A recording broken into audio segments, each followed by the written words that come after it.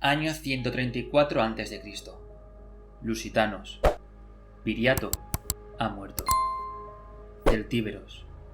Numancia ha caído. Hispanos. Todo conato de resistencia al invasor en la península ha sido derrotado. Hispania, por fin, será romana. ¿O no? Pues lo cierto es que no. Aún quedan muchas campañas que preparar, muchas batallas que librar, decenas de miles de cadáveres alfombrarán los campos, y la sangre regará cada rincón de esta tierra antes de que los pueblos hispanos sean finalmente sometidos al poder de Roma.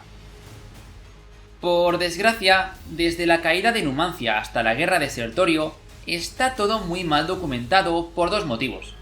Appiano, que ya sabéis que es el historiador que uso para documentarme, reduce de forma considerable este periodo a apenas 2 hojas, cubriendo con ellas medio siglo de historia. Por otro lado, no podemos considerar los escritos de Tito Livio sobre esta época, pues esos volúmenes se perdieron con el paso de los años. Así que, como ya ha ocurrido más de una vez, intentaré crear un relato cohesionado, organizado y verosímil. Vamos allá. Tras la caída de Numancia, Roma expandió la Hispania Citerior y envió 10 senadores para organizar los territorios conquistados en los últimos años. Durante los siguientes años, se sabe que hubieron algunas batallas y campañas en la península, pues algunos pretores o cónsules de estos años volvían de Hispania y celebraban un triunfo, para lo que se requería haber acabado con al menos 5.000 enemigos. La falta de datos nos da un respiro en el año 121 a.C. Las Baleares no habían recibido apenas atención de Roma, por lo que estas islas fueron llenándose de malhechores, bandoleros y lo más importante, de piratas. Estos hombres no solían ser nativos, sino que provenían de otras tierras como Cerdeña y el sur de la Galia, algo parecido a lo que ocurría en el Caribe dentro de más de 1500 años. Esta piratería afectaba al comercio e impedía la libre circulación de personas dentro de la República, por lo que había que eliminar a estos piratas. Para la tarea, el cónsul Quinto Cecilio Metelo preparó una flota y puso rumbo a las islas. Como ya vimos en el top 5 tribus íberas, cuyo enlace dejo por aquí arriba por si aún no lo has visto, los honderos baleares eran tremendamente precisos y temidos en el Mediterráneo. De hecho, eran tan precisos y letales que podían agujerear los cascos de los barcos romanos causándoles entradas de agua. Para evitarlo, Quinto Metelo ordenó que sus barcos se forrasen con pieles, para así amortiguar las pedradas y que no se rompiesen los tablones del casco. La campaña duró poco, y concluyó con la toma de Mallorca, donde se instalaron 3.000 veteranos licenciados, a los que se les dio tierras para que las trabajasen. Por el momento, la piratería había desaparecido, aunque sería algo recurrente a lo largo de la historia de Roma. En el año 114 a.C. aparecieron de nuevo diversas bandas de salteadores lusitanos que amenazaban la paz en la Hispania ulterior. Eran bandas independientes, por lo que no representaban un grave peligro. Cayo Mario, con el cargo de propretor, fue el encargado de acabar con estas bandas. Sí, el mismísimo Cayo Mario, el reformador de las legiones romanas. Si no te suena el nombre, te dejo aquí arriba el enlace al vídeo en el que podrás descubrir qué fueron estas reformas. Ahora voy a salirme un poco de Hispania para poder dar contexto a lo que se viene. En el año 120 a.C., los cimbrios emigraron probablemente de la provincia de Jutlandia, debido a una catástrofe natural que desencadenó una fuerte subida del nivel del mar, anegando sus tierras. Podían ser celtas, germanos o incluso una mezcla de ambos.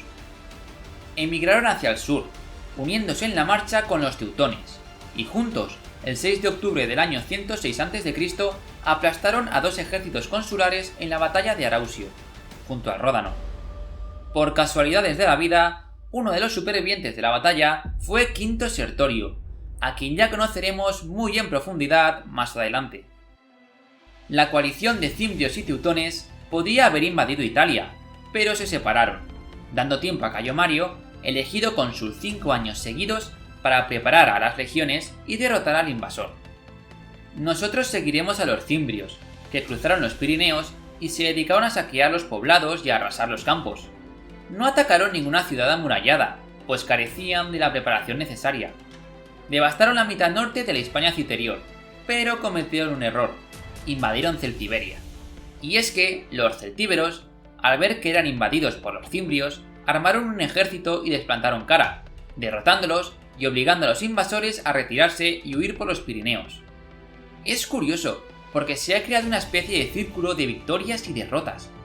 Los romanos derrotaron a los celtíberos, estos derrotaron a los cimbrios, quienes a su vez derrotaron a los romanos. Los cimbrios volvieron a unirse a los teutones, y la coalición fue derrotada y desintegrada tras sendas victorias por parte de Cayo Mario, quien desde entonces fue considerado como el tercer fundador de Roma. En el año 98 a.C., Tito Didio, con el cargo de cónsul, fue enviado a Hispania a sofocar una revuelta de los arébacos, acabando con unos 20.000 enemigos al poco de llegar a la provincia. La estancia de Tito Didio continuó hasta el año 93 a.C., ya con el cargo de procónsul, momento en el que regresó a Roma para celebrar un triunfo por sus campañas.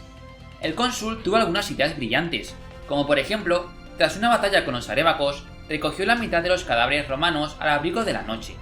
Cuando los arébacos llegaron al día siguiente a hacer lo mismo con los suyos, vieron que sus muertos eran más del doble que los de los romanos, por lo que pensando que la derrota de su pueblo estaba asegurada, aceptaron la paz. Aunque el cónsul en algunos momentos llegó a ser tan severo como Galba o Craso, devastándolo todo a su paso. Por ejemplo, cuando tomó la ciudad de Termes, simplemente obligó a sus habitantes a vivir en una llanura sin murallas. Mientras que un ejemplo de su personalidad sanguinaria llega con la ciudad de Colenda. Cuando tomó la ciudad tras 9 meses de asedio, vendió a todos sus habitantes como esclavos, incluidos los niños. Aprovechando que la ciudad había quedado desierta entre comillas, se la ofreció a una tribu cercana que se dedicaba a saquear la provincia romana. El trato: él les daba la ciudad y ellos dejaban de atacar a los romanos.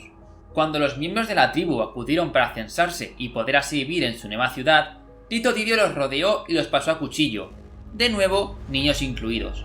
La revuelta fue sofocada, y Tito Didio volvió a Roma a celebrar un triunfo.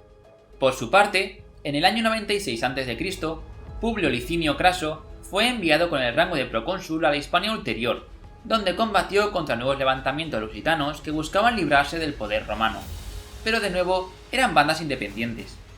En el año 93 a.C., al poco de irse Tito Didio, Cayo Valerio Flaco fue enviado con el rango de procónsul a la Hispania Citerior, a sofocar una nueva revuelta celtíbera.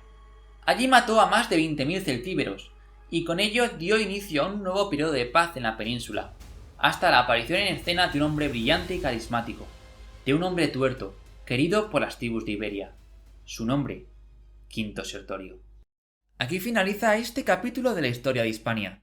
Espero que te haya gustado y no dudes en dejarme en los comentarios alguna duda que te quede en el tintero o alguna idea que creas que pueda ayudar a mejorar la calidad de los vídeos. Tampoco dudes en darle a me gusta si te ha gustado y en suscribirte si quieres ver cómo continúa nuestra historia.